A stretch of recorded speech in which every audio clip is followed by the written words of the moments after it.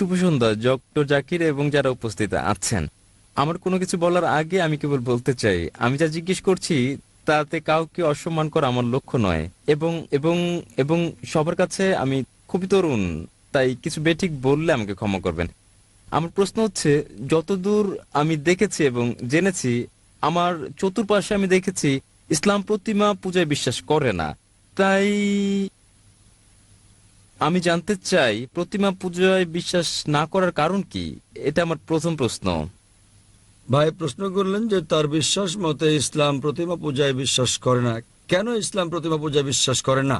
যে কারণে ইসলাম প্রতিমা পূজায় বিশ্বাস করে না তা হচ্ছে এটা নিষিদ্ধ। পয়েন্ট নাম্বার 1, আপনি ঈশ্বরের প্রতিমা বানাতে পারেন না। ঈশ্বরের প্রতিমা বানালেন আপনি ঈশ্বরকে অবমাননা করলেন। ধরেন আপনি প্রতিমা বানালেন এবং ধরেন প্রতিমাটা পড়ে গেল, প্রতিমাটার কি হলো? সেটা ভেঙে গেল। যদি প্রতিমা নিজেকে সাহায্য করতে না পারে, কিভাবে আপনাকে সাহায্য করতে পারবে? স্যার, কিন্তু এখানে আমার পয়েন্ট হচ্ছে, যদি ঈশ্বরের প্রতিমা থাকে সেটা আসল ঈশ্বর না হতে পারে যিনি বিরাজমান, কিন্তু এটি আমাকে তার প্রতি উপাসনায় সহায়তা করে, প্রার্থনায় মনোযোগ বাড়িয়ে দেয়। যদি এটা সাহায্য করে আসল প্রার্থনায় মনোযোগ বাড়াতে, আপনার কি ধারণা এটা কি ঠিক? ভাই বলছেন যে সে প্রতিমা যদি ঈশ্বরের প্রতি মনোনিবেশে সহায়তা করে সেটা কি তার জন্য ভালো নয়? কিন্তু ঈশ্বর যখন বলছেন আমার প্রতিমা বানিও না, তবুও কি আপনি বলবেন এটা স্রষ্টাকে মনোনিবেশে সাহায্য করে? এটা কি ঠিক না ভুল? যদি আপনি ঈশ্বরকে ভালোবাসেন তাহলে তাকে মান্য করবেন কিনা? যদি আপনি ঈশ্বরকে ভালোবাসেন তাকে মানতে হবে। ধরুন আপনি একটা কোম্পানিতে কাজ করেন এবং বস আপনাকে বলছেন যথাসময়ে অফিসে আসুন। আপনাকে ঠিক 10টায় আসতে হবে। আপনি বলবেন না, আমি যদি 11টায় আসি, আমি ঘুমাবো, আরো ফ্রেশ থাকবো, আমি 11টায় আসবো। সেটা কি ঠিক না ভুল?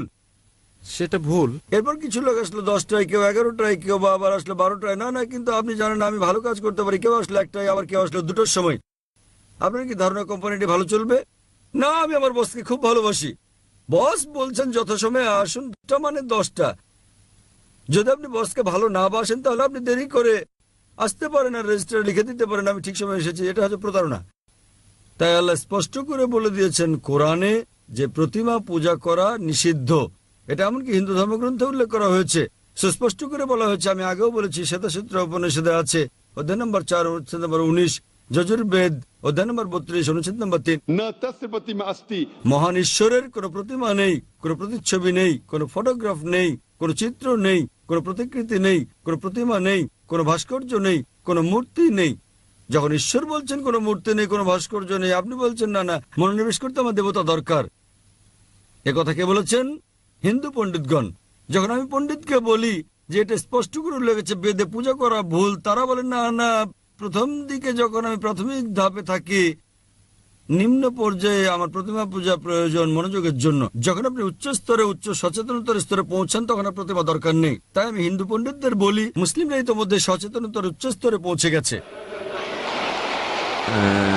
স্যার, স্যার, তবে যদি এটা আমাকে সাহায্য করে কোনোভাবে, তাহলে ঈশ্বর কেন বলবে এটা করো কারণ না? আপনি ঈশ্বরকে হেয় করছেন।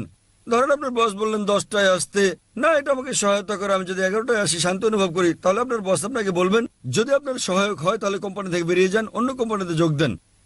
যেখানে কেউ আসে 10টায়, কেউ 11টায়, কেউ 12টায় আসে। আপনি কর্মচারীকে বললেন 10টায় আসতে, ধরেন আমি কর্মচারী বললাম দুপুর 12টায় আসবো, আমি শান্তি অনুভব করি, এটা আমাকে ভালো লাগে, আমি প্রশংসা করি আপনি খুব ভালো বস। আপনি কি পছন্দ করবেন? প্রতিদিন আপনি বলেন আমার বস খুব ভালো, আমার বস খুব ভালো, আপনি তসবিহ জপেন, আপনার জপমালা আমার বস খুব ভালো। অন্য কর্মচারীরা বিকেলে আসে, 2টোর দিকে আসে, আমার বস খুব ভালো, আমার বস খুব ভালো। বস বলবেন ভাই আপনি আমার প্রশংসা বন্ধ করেন, সময় মতো অফিসে এসে কাজটা করেন। তাই আপনার ঈশ্বর, আপনার স্রষ্টা আপনার ধর্মগ্রন্থে আপনাকে বলেছেন, হিন্দু ধর্মগ্রন্থে, খ্রিস্টান ধর্মগ্রন্থে, মুসলিম ধর্মগ্রন্থে, প্রতিমা বানিও না। আপনি ঈশ্বরকে অবমাননা করছেন। এত ক্ষমতাবান ঈশ্বর, তার প্রতিমা বানাচ্ছেন। কে প্রতিমা বানাচ্ছে? কে বানাচ্ছে? মানুষ। তখন ঈশ্বর বলবেন আমি মানুষ জাতিকে বানিয়েছি, এখন মানুষই বানাচ্ছে আমাকে। কি বোকামি এটা! স্যার, কেন আপনি করেন? না, না। যখন ঈশ্বর আপনাকে বলছেন প্রতিমার প্রয়োজন নেই, প্রতিমা ছাড়া ঈশ্বরের প্রতি মনোনিবেশ করো। স্যার, আমরা ঈশ্বরকে সৃষ্টি করছি না। আমরা যখন প্রতিমা গড়ি এবং আমি আমি ভাবি আমরা তাকে হেয় করছি না। যখন আমরা প্রতিমা বানাই, এটা কেবলই তার একটি আকৃতি বানানো, এবং আমার ধারণা এটা তারই অংশ বিশেষ, যদিও এটা তিনি কি সেখানে আপনাদের থাকেন বেদে না। উল্লেখ আছে? স্যার, আমি হিন্দু নই, আমি বেদে বিশ্বাস করি না। তাহলে কি আপনি খ্রিস্টান? আমি যৌন। জৈন। জৈনরা কি ঈশ্বরে বিশ্বাস করে? হ্যাঁ, তা করে। আপনি কি আপনাদের জৈন মতবাদ জানেন? কে আপনাদের ঈশ্বর বলেন আমাকে? স্যার, প্রভু মহাবীর। তিনি হলেন ত্রিতাঙ্কা, তিনি ঈশ্বর নন। আপনি জৈন মতবাদ জানেন না? স্যার, আমি নাও জানতে পারি না। জৈন মতবাদ একটি নাস্তিক্যবাদী মতবাদ। জৈন মতবাদ একটি নাস্তিক্যবাদী মতবাদ। আপনি কি হিন্দু ধর্মকে জৈন মতবাদের সঙ্গে মিশ্রিত করছেন? স্যার, আমি বলছি যে আমি হিন্দু নই। আমি জানি আপনি হিন্দু নন, কিন্তু আপনি জৈন হলে এবং আপনি বলছেন মহাবীর ঈশ্বর, আপনার জৈন গ্রন্থে কোথায় উল্লেখ আছে মহাবীর ঈশ্বর? তিনি হচ্ছেন একজন ত্রিতাঙ্কা, হ্যাঁ স্যার, তিনি হচ্ছেন। তিনি ঈশ্বর নন। তাই তবে আমরা তার উপাসনা করি এবং অন্য সব তীর্থঙ্করদের মতো। কিন্তু তিনি ঈশ্বর তো নন। মহাবীর কি বলেছেন আপনাদেরকে তার উপাসনা করতে? না, আমি এসব পড়িনি। আপনি জানেন না তাই আপনাকে বলছি। আপনারা জানেন না মহাবীর কি বলেছেন এবং আপনারা বলছেন মহাবীর হলেন তীর্থাঙ্কার। এটা কি আপনার কর্তব্য না যে মহাবীর কি বলেছেন তা খুঁজে বের করা? হ্যাঁ স্যার, তাই। তাহলে আমি কি করবো? তার মানে আপনি একজন অযৌক্তিক মানুষ। স্যার, আমি কি? যখন আপনি কোনো কোম্পানিতে যোগদান করেন সেখানকার নিয়মকানুন মেনে চলেন না? জি স্যার। জৈনবাদ এক ধরনের নাস্তিক্যবাদ।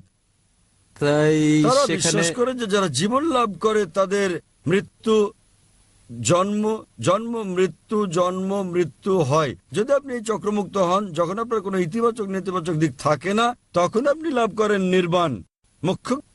জৈনবাদ অনুসারে 24 জন মোক্ষ অর্জন করেছেন। জি স্যার। এবং মহাবীর হচ্ছেন 24তম তীর্থাঙ্কর। জি স্যার। 24তম। জি স্যার। তিনি ঈশ্বর নন। জি স্যার। তার মানে আপনি আপনার মহাবীরকে চেনেন না, জৈনবাদ সম্পর্কে জানেন না। কিভাবে আমি আপনার সঙ্গে জৈনবাদ নিয়ে কথা বলি? স্যার, আমি এখানে তা বলছি না স্যার। আমি যা জানতে চাই তা হচ্ছে যে প্রতিমা পূজা। স্যার, যা আপনি বলছেন স্যার, কোরআনে প্রতিমা পূজা ভুল একথা উল্লেখ করার কোরআনে কারণ উল্লেখ কি? আছে, বাইবেলে উল্লেখ আছে। না, এটা উল্লেখ আছে কোরআনে, উল্লেখ আছে বাইবেলে, উল্লেখ আছে হিন্দু ধর্মগ্রন্থে যে প্রতিমা পূজা করা ভুল। তাহলে কোথা থেকে আপনি এই দর্শন পেয়েছেন? স্যার, স্যার, আমার বক্তব্য হচ্ছে, আমার পয়েন্ট হচ্ছে যে যেখানে আমরা ধরে নিচ্ছি যে যদি কোরআন হয় আসলে ঈশ্বর যা বলছেন, তাহলে তার মানে মানে সেজন্যই প্রতিমা পূজা ভুল। আমি যদি বলি যে আমি যুক্তি দেই, হতে পারে তা একটি পয়েন্ট ছাড়া যুক্তি।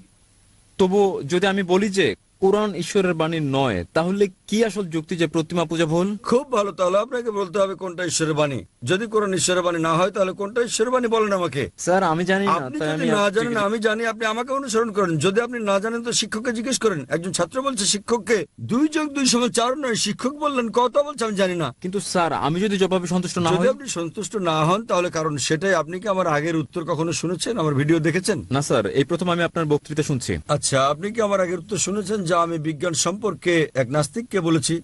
আপনি কি মনোযোগ দিচ্ছেন? স্যার, হতে পারে সে সময় আমি হলে ছিলাম না। আপনি কি? সে উত্তরটা হচ্ছে, যদি আপনি না থেকে থাকেন আমি অনুরোধ করি আপনি যান এবং দেখুন আমার ভিডিও ক্যাসেট কোরআন কি আল্লাহর বাণী, আমার ডিভিডি। ওকে, নামটা কি কোরআন বলবেন? কি- নামটা কি আবার বলবেন? কোরআন কি ঈশ্বরের বাণী? কোরআন কি ঈশ্বরের বাণী? এবং ইনশাল্লাহ যদি আপনি মুক্ত মনে এটা দেখেন, আপনি ইনশাল্লাহ গ্রহণ করবেন যে কোরআন ঈশ্বরের বাণী এবং বিশ্বাস করবেন ঈশ্বর একজন, যার কোনো প্রতিমা নেই, এবং ইনশাল্লাহ আপনি এটা গ্রহণ করবেন। তাই যান এবং দেখেন ডিভিডিটা। এটা 4 ঘন্টার ডিভিডি। এবং ইনশাল্লাহ আপনার কোনো জিজ্ঞাসা থাকলে আপনি আমাকে লিখতে পারেন আমার ইমেলে zakir@irf.net-এ। ধন্যবাদ স্যার। হ্যাঁ বলুন, এবার ডান দিক থেকে। শুভ সন্ধ্যা। আমি আমি একটি প্রশ্ন করতে চাই খ্রিস্টানদের সঙ্গে সম্পর্কযুক্ত, যিনি করেছেন একটি প্রশ্ন আগে, এবং আপনি উল্লেখ করেছেন যে সৈন্যরা যিশুকে নিস্তার দেয় এবং তিনি তখনও জীবিত ছিলেন কবর দেওয়ার আগ পর্যন্ত। আমার প্রশ্ন হচ্ছে, যিশুকে কি আসলে শুলে চড়ানো হয়েছে, না তাকে সর্বকালের সব জ্বালা যন্ত্রণা থেকে রক্ষা করা হয়েছে? বোন, আপনার নাম কি বোন? আমার নাম রেচেল। বোন প্রশ্ন করলেন যে যখন যীশুখ্রিস্ট, তারপর শান্তি প্রসিদ্ধ হোক, তিনি সৈন্যদের হাতে আটকা পড়েন, তিনি জানতে চাচ্ছেন যীশুখ্রিস্ট তারপর শান্তি প্রসিদ্ধ হোক আসলে কি ক্রুশবিদ্ধ হয়েছিলেন এবং তিনি কি যন্ত্রণা ভোগ করেন নাকি তাকে ক্রুশ থেকে রক্ষা করা হয়েছিল। উভয় ঘটনার কোরআন এবং বাইবেলে দেয়া বিবরণে তফাৎ রয়েছে। আমি তুলনামূলক ধর্মের ছাত্র হিসেবে আমি দুটোই জানি। কোরআন অনুযায়ী পবিত্র কোরআনে বলা হয়েছে, সূরা নিসা অধ্যায় নম্বর 4 আয়াত নম্বর 157-তে বলা হয়েছে, ইহুদিরা গর্ব করে বলল যে আমরা যিশুকে হত্যা করেছি, মেরির পুত্র। কিন্তু কোরআন বলছে وما قتلوا وما صلبوه তারা তাকে হত্যা করেনি, না তারা তাকে শুলে চড়িয়েছে, ولكن شبه لهم। কেবল তারা একটা ধাঁধায় পড়ে গিয়েছিল যারা ভিন্ন মত পোষণ করে তারা সন্দিহান, إلا تبع الظن কেবল যে বিষয়টি অনুসরণ করতে হবে, وما قتلوا يقينا নিশ্চয়ই তারা তাকে হত্যা করেনি। তাহলে কোরআন অনুযায়ী সূরা নিসা অধ্যায় নম্বর 4 আয়াত নম্বর 157, যীশু খ্রিস্টকে তার উপর শান্তি বর্ষিত হোক ক্রুশবিদ্ধ করা হয়নি, তাকে হত্যা করা হয়নি, তারা ধাঁধায় পড়ে গিয়েছিল। কিভাবে এটা ঘটলো আমরা কিছুটা বিবরণ দেব। পরের আয়াতে বলা হয়েছে সূরা নিসা অধ্যায় 4 আয়াত নম্বর 58, আল্লাহ তাকে জীবিত তুলে নেন। বাইবেলে এখন কোরআনে মুসলিমদেরকে বলা হচ্ছে তাকে হত্যা করা হয়নি, তাকে শুলে চড়ানো হয়নি, আমরা সন্তুষ্ট। তারা ধাঁধায় পড়ে গিয়েছিল কিভাবে এটা ঘটলো। এ ব্যাপারে অনেক ধারণা রয়েছে। হতে পারে অন্য কাউকে তার স্থলে রাখা হয়েছিল, অথবা হতে পারে বিষয়টিকে বেশি পাত্র দেওয়া হয়নি। কোরআনে বলা হচ্ছে তাকে হত্যা করা হয়নি, না তাকে শুলে চড়ানো হয়েছে। আমরা সন্তুষ্ট, আমরা এর বেশি জানতে আগ্রহী নই। যদি আপনি বাইবেল পড়েন, যদি আপনি কাহিনীগুলো পড়েন, যদি আপনি পড়েন গসপেল, আমরা জানতে পারি যীশু খ্রিস্টকে তার উপর শান্তি বর্ষিত হোক ইহুদিরা অভিযোগ করেছিল যে তিনি ব্লাসফেমি করেছিলেন। যদি আপনি পড়েন গসপেল অফ জন অধ্যায় 10 অনুচ্ছেদ 31 ও 32, যেখানে তিনি বলেন আমি এবং আমার পিতা এক, তাই তারা বলে নিজেকে তিনি ঈশ্বর দাবি করেছেন। তাই তারা বলে তুমি মানুষে নিজেকে ঈশ্বর দাবি করো। তো যীশুখ্রিস্ট তখন বলেছেন গসপেল অফ জন অধ্যায় 10 অনুচ্ছেদ 32, তোমাদের ধর্মগ্রন্থে কি এটা লেখা নেই যে তোমরা হচ্ছে গড? যে ব্যক্তি ঈশ্বরের বাণী বলে তাকে গড বলা হয় এবং নিয়ম ভঙ্গ করা হয়নি। তাই এখানে তারা ভুল করেছে যে তিনি নিজেকে ঈশ্বর দাবি করেছেন। তারা তাকে মারার জন্য পাথর কুড়ালো। তখন তিনি বললেন আমি অনেক ভালো কাজ করেছি। কোন ভালো কাজের জন্য তোমরা আমাকে পাথর মারছো? তাই এর উপর ভিত্তি করে 5 জন পাইলটে একটি বিচার হয় এবং পরে তাকে শুলে চড়ানো হয়। আর এর পরপরই শনিবারে ইহুদিদের সাবাত শুরু হয়ে যায়। তাদের দর্শন ছিল যে কাউকে শনিবার শুলে চড়ানো যায় না, যা শুক্রবার রাত থেকে শুরু হয়ে যায়। সে কারণে তাকে শুক্রবারে শুলে চড়ানো হয়, আর শুক্রবার বিকেলে শুলে চড়ানো হয়। তাকে শীঘ্রই শুল থেকে নামিয়ে নেওয়া হয়, কারণ কাউকে শনিবারে শুলে চড়ানো যায় না। তাই তারা তাকে শীঘ্রই শুল থেকে নামালো। যদি আমরা বাইবেলের এই বর্ণনার সঙ্গে একমত হই, আমার ধারণা যে যদি তাকে শুলে চড়ানো হয়েও থাকে তিনি মারা যাননি। সেজন্যই সৈন্যরা তাকে জখম করে এবং সেখান থেকে আপনারা দেখেছেন রক্ত বের হতে, এবং তখন তাড়াহুড়ো করে তাকে কবর দেওয়া হয়। যখন তারা তাকে কবরে রাখে, তিনি সেই কবরে ছিলেন পুরো শনিবার দিন। রোববার ভোরে পাথরটি সরে যায়। যখন মেরি ম্যাকডোনাল্ডস আসেন কবরের সামনে, তিনি দেখলেন পাথরটি গড়িয়ে সরে গেছে। তাহলে পাথরটিকে সরালো সেটা প্রশ্ন। তাই বাইবেলের এই বর্ণনার উপর ভিত্তি করে যদি আমি একমত হই, ধারণাগতভাবে বাইবেল যা বলছে তা ঠিক। এর কোথাও বলা হয়নি এই বর্ণনায় যে তিনি মারা গেছেন। সুতরাং আমরা এই বর্ণনা থেকে জানতে পারি যদি তাকে জনার নিদর্শন পূর্ণ করতে হয় যে জনা 3 দিন এবং 3 রাত ছিলেন মাছের পেটে, তাই মানব সন্তানকে 3 দিন 3 রাত মাটির নিচে থাকতে হবে। যীশু খ্রিস্টকে তাহলে বেঁচে থাকতে হবে। যদি তিনি মারা যান তাহলে যীশু খ্রিস্ট তারপর শান্তি প্রসাদকে মিথ্যা বলেছেন। গসপেল অফ ম্যাথিউ অধ্যায় নম্বর 12 অনুচ্ছেদ নম্বর 38 তিনি বলেছেন, এবং তিনি একটা ভবিষ্যদ্বাণী করেন যেহেতু জনা ছিলেন তাই মানব সন্তানকে থাকতে হবে। যদি জনা জীবিত থাকেন তাকেও জীবিত থাকতে হবে। একজন ছাত্র হিসেবে বাইবেল পড়ার পর আমার ধারণা হয়েছে, গবেষণা করার পর আমি বিশ্বাস করি না যে যীশু খ্রিস্ট মিথ্যে বলছেন। তাই তার ভবিষ্যদ্বাণী পূরণের জন্য আমাকে বিশ্বাস করতে হবে তিনি জীবিত ছিলেন, তাকে শুলে চড়ানো হয়েছিল কিন্তু তিনি মরেননি। যদি আপনি পড়েন ডিকশনারি ক্রুসিফিকশন CRUCIFIXION মানে কাউকে শুলে চড়ানো এবং তিনি শুলে মারা যান। ডিকশনারিতে এমন কোনো শব্দ নেই যাতে বলা হয়েছে আপনি কাউকে শুলে চড়ানোর পরও মারা না গেলে তাকে কি বলা হবে। তাই আমাদের নতুন শব্দ তৈরি করা হয়েছে ক্রুসিফিকশন CRUCIFICTION। এটা একটা কল্পকাহিনী, একটা গল্প। তাকে শুলে চড়ানো হয় কিন্তু তিনি মারা যাননি। তাই আমি বিশ্বাস করি যে যদি আমি বাইবেলের সঙ্গে একমত হয় এটা ঠিক এবং যীশু খ্রিস্ট তারপর শান্তি প্রসাদকে মিথ্যে বলেননি। এটা ছিল ক্রুসিফিকশন FICTION, এটা ফিকশন নয় FIXION। আশা করি বোন উত্তরটা পেয়েছেন। আপনাকে ধন্যবাদ।